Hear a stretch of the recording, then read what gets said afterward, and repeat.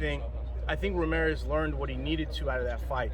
You know, I don't think Ramirez lost. And when I use the word lost, I mean where it took everything out of him and he's took it the wrong way. It was a lesson, and he learned two things out of that fight.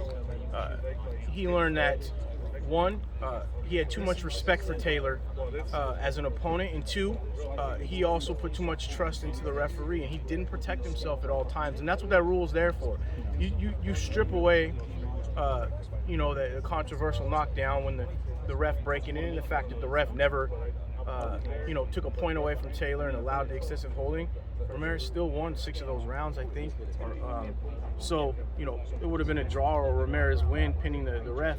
But, you know, that's me talking, not Jose. There's no excuses out of Jose. And me either. Taylor deserves to be a champion, a unified world champion in every aspect of the way.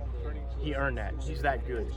But next time those two fight, I do think Ramirez wins because Ramirez came out of that with what he needed most, and that was that lesson that I just said. You know, those two lessons. And it's a pretty good break that he has right now. Now he, you know, physically, mentally. I know it's been draining with COVID. He had that Victor Postal fight that was delayed 3 times. So I think this is a good break for him right now. Perfect timing. Yeah, perfect timing. The goal on my end was to get him back home, get his city behind him, put 15,000 people in the Save Mart Center, and remind him again very quickly who he is. And he sits still at the top of the sport. He's in a big fight no matter what happens in the next couple fights. So, you know, I think we'll achieve all of that. And I know this region loves him more than anything. So that's the plan for early next year. And then with the respects here to Chansey Park, I know you've been dreaming about Bulldog Stadium. Will it happen, Rick?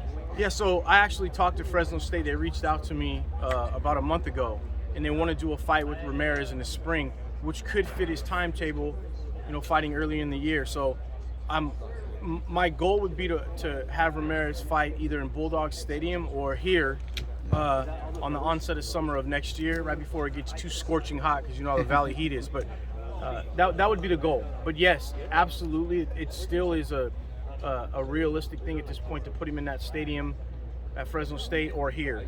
You know, this started because of him. Like, I've always tried to get a fight here done for Ramirez, but you know, it just, the timing never fit. So I didn't want to let the opportunity slip, so that's where ESPN came involved and put them in here.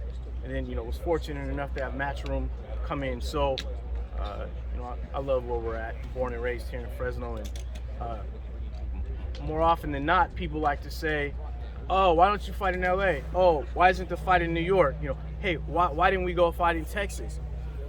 And my answer back is why. Yeah. If I have 15,000 people here, when's the last time your city produced fights of that magnitude with an actual show behind it and the walkouts that we have in the entertainment? So I think there's a lot of pride from anybody born and raised in the Central Valley, including the fighters and the promoters.